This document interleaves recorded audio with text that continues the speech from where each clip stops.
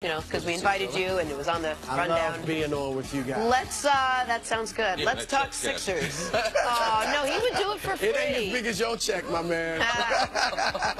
Let's move on. Sixers after 4 seasons, marred with losses. Oh, that was really well read. Oh, yeah, Bob Costas taught me that. I just don't utilize it.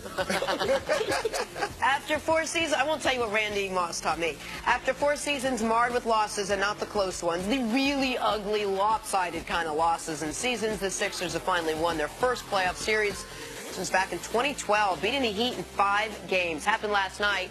Philly got double-doubles out of their young guys, Joel Embiid and Ben Simmons. Will now enjoy the moment a little and await the winner of the Milwaukee-Boston series. Chris Broussard, how have the Sixers been able to overcome such a lack of experience? Although at this point, like, we need to stop knocking the concept of experience as something that's going to really sting you in the postseason. I do have 4 reasons why they've been able to overcome. Let's hear them. 1, this might sound obvious, but sometimes you're just that good. Yeah, like I said it months ago. If Joel Embiid and Ben Simmons remain healthy, they'll be all-time greats. I have no doubt in my mind that they will be all-time greats. We saw Shaq and Penny early in their career get to the finals. Magic, we know, won it as a rookie. Now, he had Kareem, but still, he played exceptionally well. Samson and Olajuwon. Samson, yes, very young. And they beat the Showtime Lakers 4-1 in the playoffs. And Larry Bird, his second year, he was older than these guys. Yeah, he was 27 his rookie year. He was up there, but he led them, to the championship. Second thing, they're very well coached. I'm glad the Sixers stayed with Brett Brown.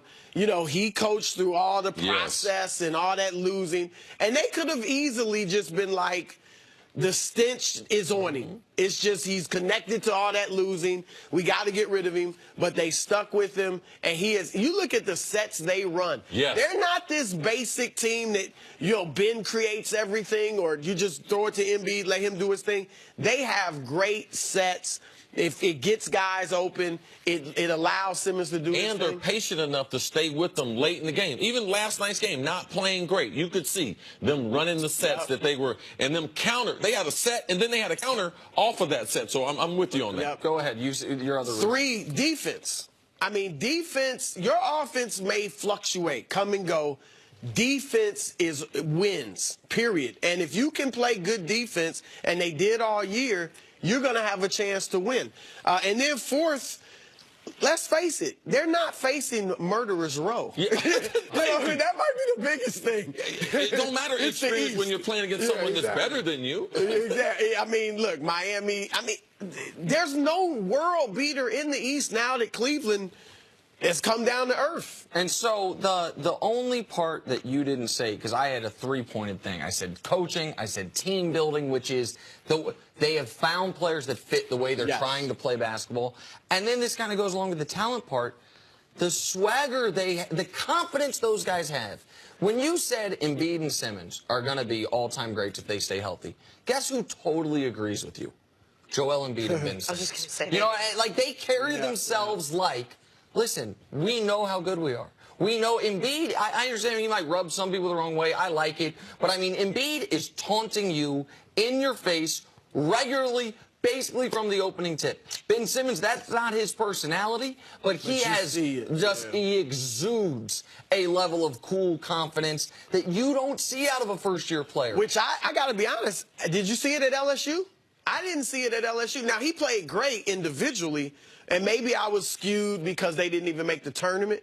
But I did not know he was this type of winner coming out of LSU. Yeah, well, you didn't see it because his demeanor, it takes you back because a lot of athletes don't play like that. He really plays within control. He really doesn't play like one day he's going to be the greatest player. He's not a Russell Westbrook type player. And I believe his lack of facial expression, like when you don't know him, you don't know how to take it because he's so different than the other athletes we've seen before. So if you take the experience out, these guys are playing as well as they're playing on the biggest stage they've ever played. And what's the ceiling for this team then? Well, they can get to the finals. I can't imagine them beating a Golden State. Probably not even a Houston. And look, if they were in the West, if they were in the West, and they're you, if they were in the West, it would be more of a typical rookie experience. I don't think they have a chance to get to the finals in the West. I think they take some lumps. But in the East, you can. And so, yeah, they can go to the finals. And when you say it's not a murderer's row, we don't even have to advance to the Eastern Conference Finals yet. Because of what they did at the end of the regular season, because they won 16 straight, because they beat Cleveland twice in that stretch, and they secured the 3 seed, and the way the bracket fell, you get a team in Miami that got its 6 seed based on, I would say, grit and coaching. There's not an overly talented player on the Miami Heat like that's still in his prime. Like Dwayne Wade's super talented, but he's year 15. And then in round 2, you're either going to get a Milwaukee team that is Giannis, Middleton, and some guys, or a Boston team that's without its 2 best players and is, by the way, dealing with some of the same experience issues you are with Tatum and Brown. Like, so the way the bracket fell, because they earned it, by the way. I'm not saying they earned that 3 seed. Yeah. Cleveland wanted it. LeBron played all 82, and Cleveland, once they lost that game to them where they were down 30, they never could catch up with them in the standings because Philly didn't lose again in the regular season. They've set themselves up well to be in the Eastern Conference Finals. Yeah, I think we need to stop talking about experience. The reason why, because they have just, in their rotational players, they just have just as many experienced players as they have inexperienced players. And the way this year, I believe inexperience is not going to play a huge part unless you get the wrong matchup later in the season. They had the Heat the first round. But who's got experience? Like, who's got experience? Okay, let's look at that. You can look at the East. Toronto, they got experience, but it's bad. Washington, no experience. Cleveland, LeBron is the only one who's really got experience. Kevin Love is not even playing to a level that I can give his experience even credit for him. The Pacers, they don't have no experience. The Heat, they're not that good. Right. The Celtics, what experience do these young guys have playing? Other than Horford, all right. It. And Milwaukee, experience, bad experience. Milwaukee, they don't have no experience. So there's no need for us to keep. Why do we keep asking about Phillies?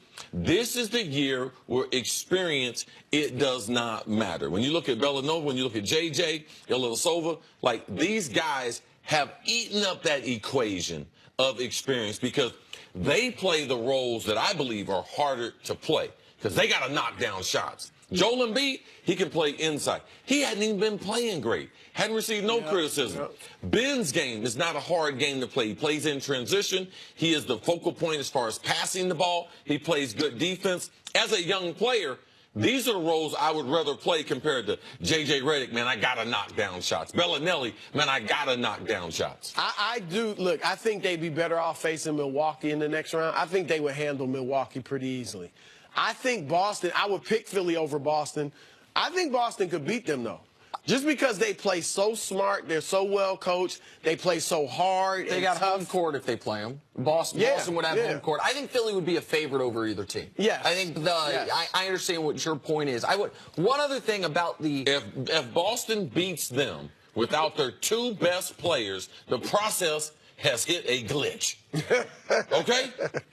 But if they do not have Gordon Hayward, unless God touches him tonight, Kyrie Irving not on the court, and Philadelphia loses to Boston, man, we are going backwards as far as the process. They do need LeBron. They've played very well, though, Boston, without their 2 stars. Correct, but when Cece says the process, the idea of the process is to dominate the East for years to come. Yes. And if the other team that's on that same track, Boston, without their 2 guys, beat you in a series, then all of a sudden you're like, hold on, where are we in this whole equation? I understand that. Yeah, then you're right. You'd go harder. One last point about the experience angle. One of the reasons having young stars in the playoffs typically hurts you is lack of respect from the officials. You're not going to get those calls. Yep. Cece, which team is leading the entire NBA playoffs in free throws per game? You'll be shocked.